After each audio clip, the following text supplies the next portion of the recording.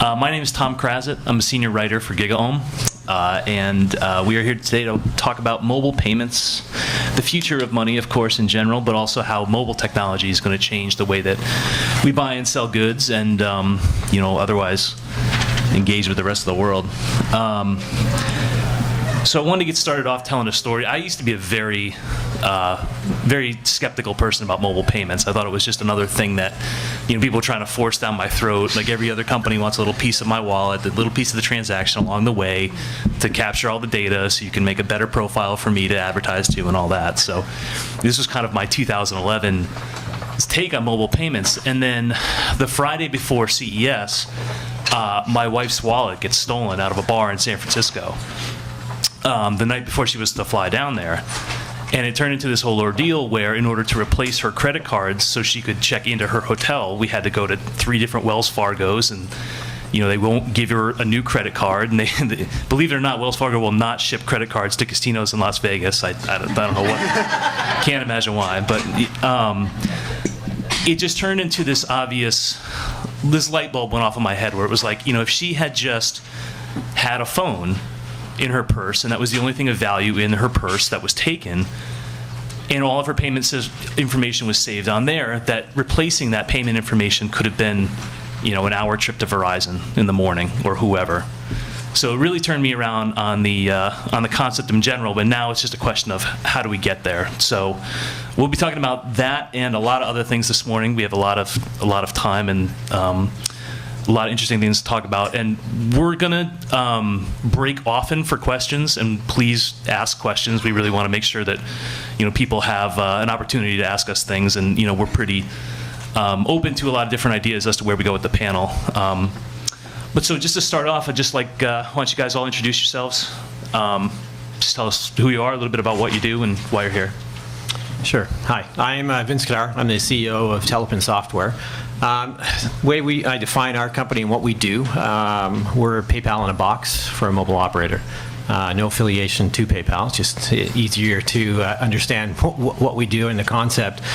So we put in mobile wallet, white branded solutions for an operator. I guess if I was just to do a selection of our customers, we've deployed in Afghanistan with Etisalat, a mobile wallet-based solution. Papua New Guinea, the Digicel group in particular actually uses our platform as well.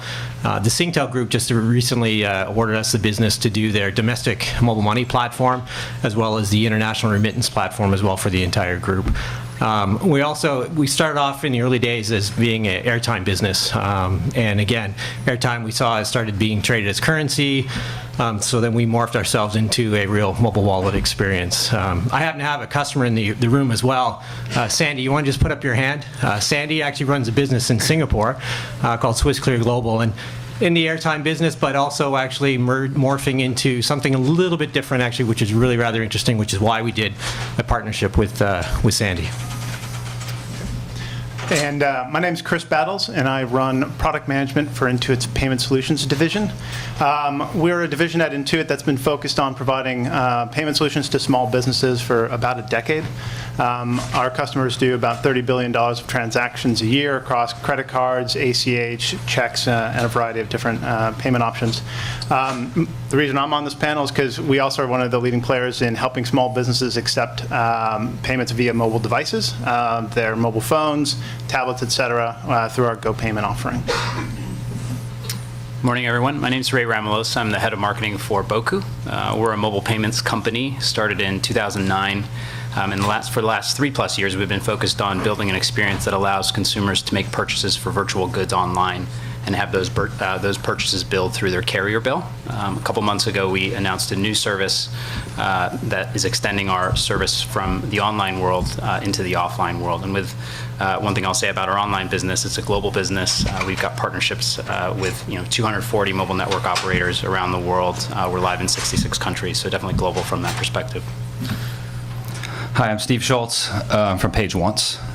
Pageonce gives consumers a new way to see their money. We do so through a very, very simple application that lets people see their balances on their different accounts and helps them pay their bills. We're about 6 million users in the U.S. We're a 2011 Apple App of the Year, and we're based in Palo Alto. We're venture-backed, and we're about 3.5 years old.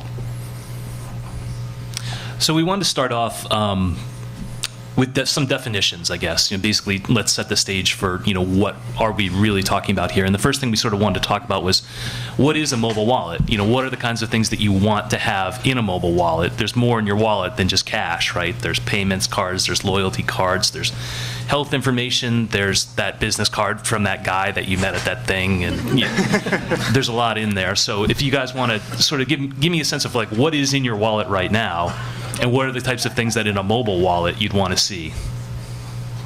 Why don't you just jump in? My wallet's pretty simple. I learned from George Costanza when it blew up, I needed to streamline. So my wallet's pretty basic. It's basically just my driver's license as an identity form, my 3 or 4 different credit cards, and then the couple loyalty cards that I have for frequent flyers and hotel points. And that's about it. I try to keep it skinny. I would say mine is as well. No surprises there, although being in the mobile payment space, I certainly have a few of the digital wallets that are floating around as well. So yesterday, I'll admit, I used Pay with Square. It was a pretty smooth experience. I had a question about this, actually. Why do we call these things multiple wallets? Like, I have one wallet in my offline world. I don't have multiple wallets that you use depending on where I am or what I'm doing. Why do we call them different wallets for different providers or experiences? I'll be one to say I've got multiple wallets. I've got my travel wallet, I've got the wallet I use when I'm at home, and then I've got the mugging wallet, actually, just in case I get mugged. That's a good idea. So maybe I'll need another phone, actually, and so if I do get mugged for that wallet, I can just give the phone. So then in terms of this go dead, or am I making it up? No. You're good. In terms of payments then, what types of things do we want to see in mobile payments? And like what, I guess, even more broadly is a mobile payment? There's things like Pay with Square. There's things like, PayPal, where you have a PIN and, your phone number and that kind of thing. And then there's, of course, NFC that we've been talking about for a very long time now. When you think of an ideal mobile payment, what is it? I'll start with that. We've thought a lot at Pageonce about this very question. And we take a pretty expansive view on what is a wallet and what are mobile payments. So, and Citibank just put some research out that is a little bit self-serving because it supports my point of view, that really defines the wallet and mobile payments along 2 dimensions, right? It's one is what's in your wallet, and 2, what's going out your wallet. On the latter, there are really 3 types of payments that make up a mobile payment, or really any type of payment. One is I have bills to pay. So bills are 50% of household expenses, and typically consumers have anywhere between 7 and 11 bills that they have to pay on a monthly basis. So bills is a $4 trillion payment market. So that's one type. A second type are person-to-person payments. So, I need to pay Tom, and Tom needs to pay Chris, or I need to pay, my local dentist through a PayPal solution, or American Express Serve, or some sort of peer-to-peer network. And then 3 is the retail point-of-sale payments. So I got to go out and I got to buy stuff, right? So those are the 3 types of payments that I view as mobile payments, and I don't really even think they're mobile necessarily, but they're types of payments that can be facilitated through a mobile device. And then on the former part is what's in your wallet are lots of things, right? You have your debit cards. You have your credit cards, you have your loyalty cards. Chris mentioned his miles cards, or your basic loyalty and rewards cards, and you have coupons and deals. There's all kinds of things that have kind of money on them. Or you have access to credit. And our view is that the wallet is both things, right? It's not just what's going out of your wallet, but it's also what's in your wallet and how do you actually keep track of that. And I use the analogy that I wish when I opened my leather wallet and I pulled out one of my payment cards that digitally I could see what my balance was and what my most recent payments were and what my interest rate was, and maybe my wallet could actually add value and like tell me which payment card to use for that given purchase. So kind of, sorry, long-winded answer, but that's the framework that we use to think about what is a mobile wallet and what are the payments that are facilitated through it. So we're obviously coming at this very consumer focused at the moment, so let's continue sort of going down that path. I mean, that's a great example of what a mobile wallet could be, right? Like all of your cards in one place with balance information, with histories, transactions, that kind of thing. We have these things though, and we've seen these things out there for a while, and we have not seen mass market adoption of some of these technologies. So what do consumers need? More so than just what you kind of just outlined, but like what do they really need to start using their phones or some other type of mobile device as a payment vehicle? And just jump in as you want, guys. I'll speak actually from the international perspective. So when we put in a system, again, we're electronifying cash because cash is what's really driving those markets. What we see, what tends to really help to stimulate at least this growth here is building out that overall merchant ecosystem. So from our point of view, like an operator's got the perfect platform to start because in these developing markets, everything is prepaid, right? First of all, everybody's running to a merchant day to day in order to top up their handset. So they already have that practice ingrained in their brain as far as I need to go buy airtime, I'm going to tender cash, and now I'm going to actually get that airtime, converting cash into airtime, et cetera. What seems to stimulate really this activity is that when they start doing government payments or salary disbursements into an electronic cash, into an electronic wallet. So that typically helps to stimulate. And what we've seen in the past is that then starts to drive a consumer behavior, what you want. Because, again, you've got to first incent the merchant, because the merchant actually needs to be incented in some way or another. They're going to drive direction into one particular wallet provider to another particular wallet provider. If I'm going to go to a merchant and say, I want to pay with my mobile wallet, well, I support Verizon, I support AT&T. Which one's giving me a better kickback, or which one's giving me a better commission? Because I'm going to drive the consumer adoption into a particular direction. So we've seen that to build this thing out, you've got to start with something. In order to drive it, actually, government's got to be on board, or at least some form of an enterprise has to be on board, and in order to push it in that particular direction, and then that will then foster the overall merchant ecosystem in order to build out in the right direction that you need it to be. But incenting the from what we've seen, that will make it or break it. Otherwise, you might as well just, we'll be here, 5 years from time saying, well, what's going to really help to stimulate this market to go? I feel like I've been on that panel before, actually. 5 years ago. Yeah. Well, I think one of the points you mentioned is incentives, right? So the story that you had about losing the wallet, I think people don't make that many behavioral shifts around particularly payments on downside. They make it based upon benefits they're going to get around a solution, right? People switch to credit cards, as we were talking before, so they can get a big flat screen TV without actually being able to afford it right now. So it helped them do something that they couldn't otherwise do. And so I think mobile payments has an opportunity to take, and provide more benefit to the transaction for the parties, quite frankly, on both sides. And you're not going to see huge adoption of mobile payments among consumers until they're getting something more than a swipe replacement, or I don't have to carry my wallet replacement. Until the mobile phone is providing intelligence at the point of transaction, helping them make better decisions, helping them get a better deal or maximize the deals they should be able to take care of.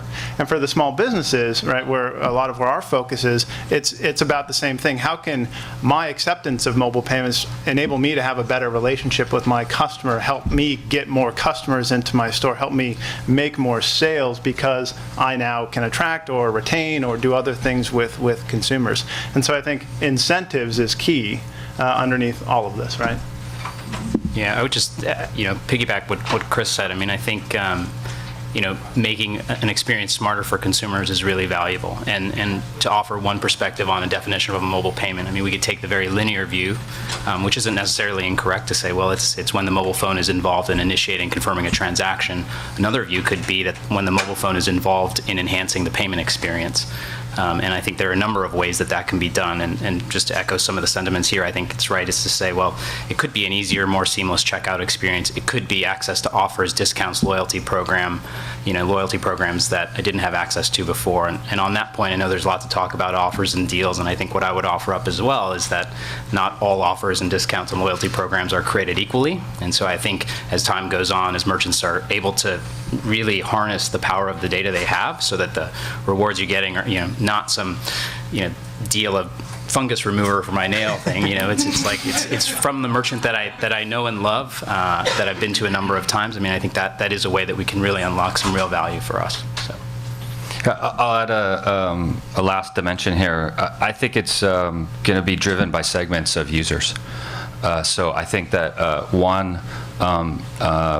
folks much younger than the average age in this room, I think will drive more adoption. So they're in high school now, they're in college now, and they're not going to have time for a leather wallet. Like, everything they do is on their phone, and they're going to teach their parents how to do it and how to deliver money to their phone, and they're going to use it, and they're going to drive a lot of I think there'll be a generational gap here.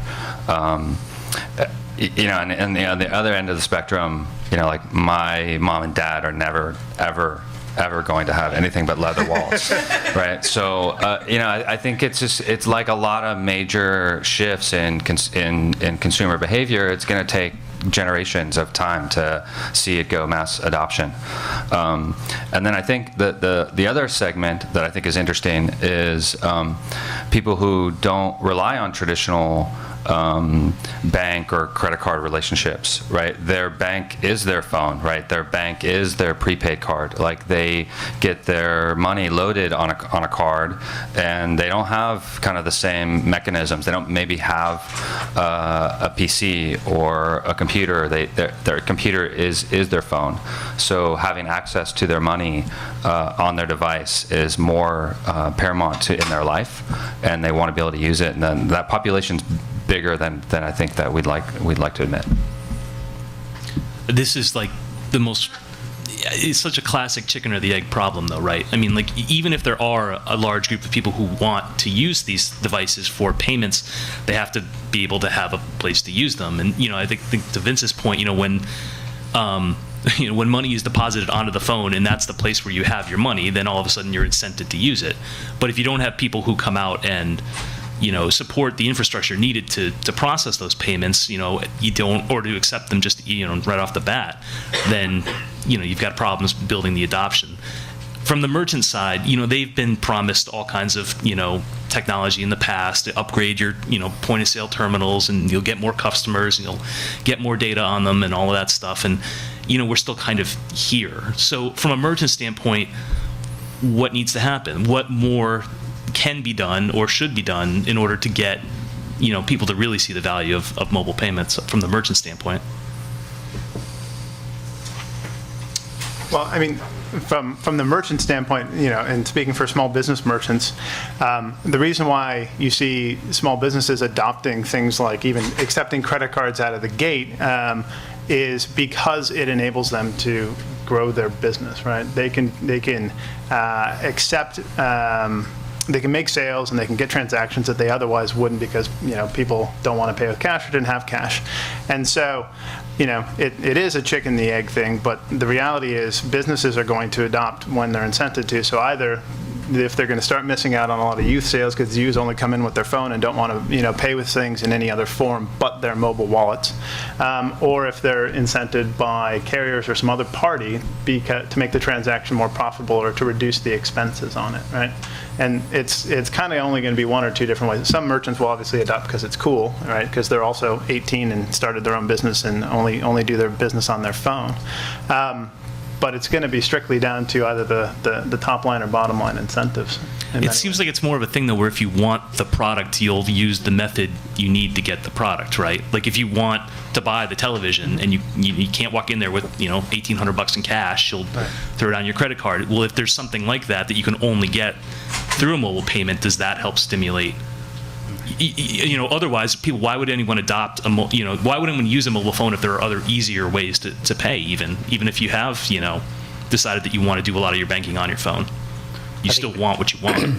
If it's more than just about ease, I think is one key, right? If you introduce a value component, I think that can fundamentally change the dynamic. So on the merchant side, again, being able to look at that data and understand who hasn't been in 30 days, 60 days, 90 days, and how can I send them a message to re-engage with them?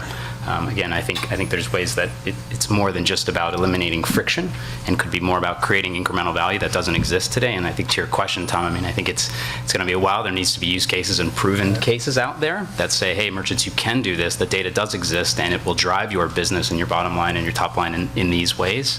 I think that'll be really key. There's only a few payment networks out there, and the reason there's only a few is because it's really, really hard because of this network effect, right? And so in the retail space, I think we're going to continue to have struggles, right, to get both sides kind of working. It'll take time now. The type of merchant that Pageonce thinks about a lot is a biller.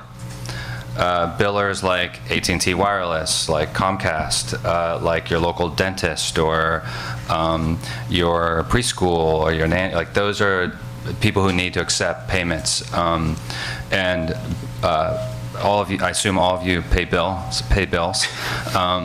And bill pay is not super convenient. It's not super easy. It's people pay either kind of at the biller or direct.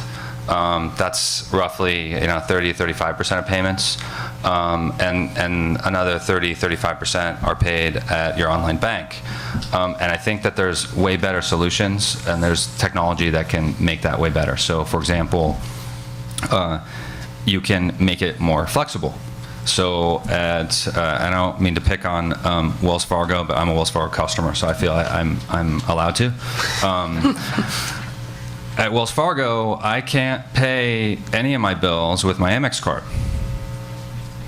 right? And it's not convenient for me, right? It's I can't pay with my Cap One card, and conversely, at Cap One, I can't pay with my Wells Fargo, Visa card. So that idea of being able to give people more solutions and giving them a better solution, right, is something I think can stimulate on the consumer side, right? So that's one way to think about it. And then number two is, kind of flexibility. Maybe you can make it faster.